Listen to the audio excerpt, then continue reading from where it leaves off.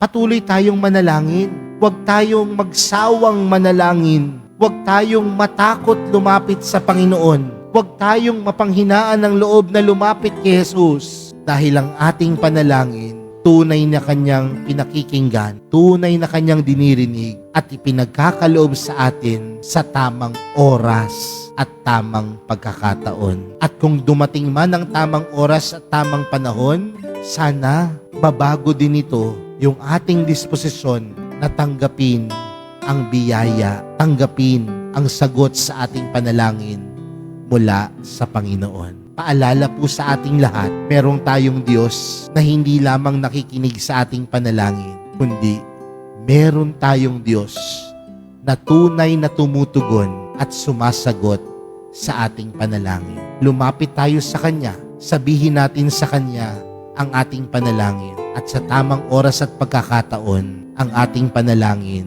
ay Kanyang diringgin. Amen.